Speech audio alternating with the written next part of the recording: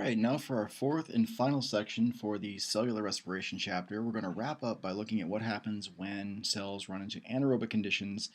In other words, they don't have oxygen available, what they do in order to get them through those times to the point where they can, again, start receiving some oxygen, using it to make ATP aerobically. Right? So the next section is on fermentation. And so the reason why fermentation occurs is not to generate energy. Okay? So we're going to go back once again, and I'm going to have to go back and reopen the file that has the notes for cellular respiration on it. So we'll go ahead and do that quickly. If we go down here to this last section and look at why we do cellular respiration, one of the things that it does is generate ATP, but that's only under aerobic conditions. If we go to anaerobic conditions, if we go into a fermentation pathway, that no longer holds true. So fermentation does not create ATP.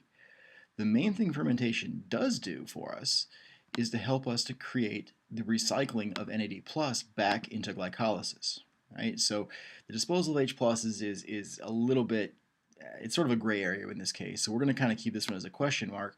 But with this last one, this is the main reason why cells go into anaerobic respiration. So to do glycolysis, you have to have a steady supply of NAD plus.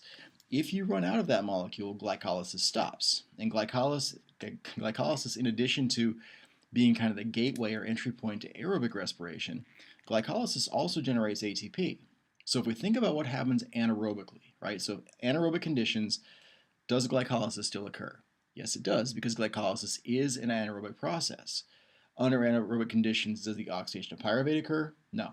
Does the Krebs cycle occur? No. Does the ETC and chemiosmosis occur? No. So under anaerobic conditions, the only process to generate ATP is glycolysis. If you don't do glycolysis, you don't make any ATP, cells run out of energy, and they die because they can't carry out the activities they need to carry out. So in order to keep glycolysis going, in order to keep making those 2 ATPs per glucose, we have to recycle NAD plus back to glycolysis. Now, what we've been looking at is aerobic respiration. And as we know, aerobic respiration also recycles NAD plus back to glycolysis. That's great. But what we're looking at now is anaerobically what happens when we can't do anything except glycolysis. Okay, so if oxygen's available, if we're in aerobic conditions, yes, we recycle NAD+.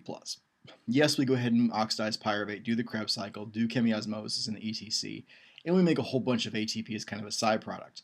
But the real main reason why we do aerobic cellular respiration is to recycle NAD+ back to glycolysis. That's why this process likely evolved the way that it did. Under anaerobic conditions, we still have to get NAD+ back to glycolysis, but we actually don't generate ATP. We generate other molecules, and along the way, 0 usable ATP is actually made. So glycolysis happens, we still get our 2 net ATPs produced, but beyond that, there's no additional ATP. But what it does do is it uses some other kind of organic molecule like ethanol or lactate as an electron acceptor, because again, we don't have oxygen as our electron acceptor. We have to find some other molecule to do this. They serve as the electron acceptors that allows glycolysis to continue. And that's a very, very important feature. Pyruvate, which comes out of glycolysis. Remember, if we think back to the products of glycolysis, switching back to our slide here for a second with our notes, glycolysis gives us the 2 net ATPs, gives us NADH, gives us pyruvate. Right? If we have aerobic conditions, the pyruvate is actively transported to the mitochondria and is oxidized. But since we're in anaerobic conditions now, we're going to take that pyruvate and we're going to ferment it or turn it into some other kind of end product, depending on what kind of cell we're looking at. If we're looking at a eukaryotic cell, like our cells as humans have, one of the byproducts is lactate, which is then turned into lactic acid, and then that's disposed of accordingly.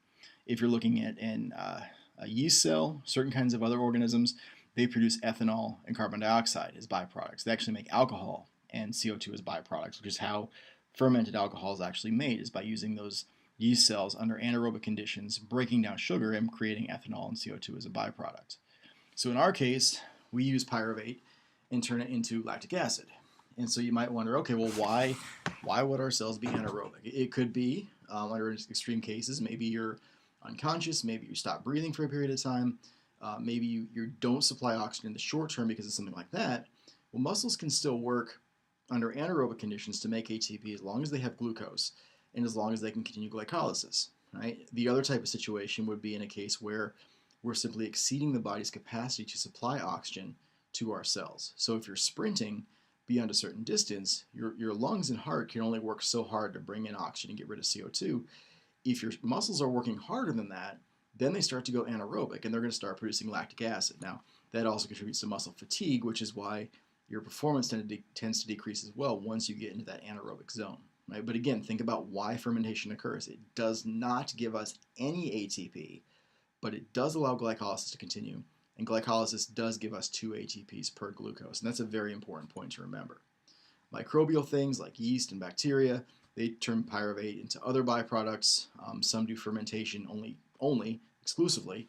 And so for them, air oxygen is actually toxic. They have to be kept in anaerobic conditions. Otherwise, they actually don't break down sugar at all. So they don't like oxygen very much in that case. That's a different kind of organism.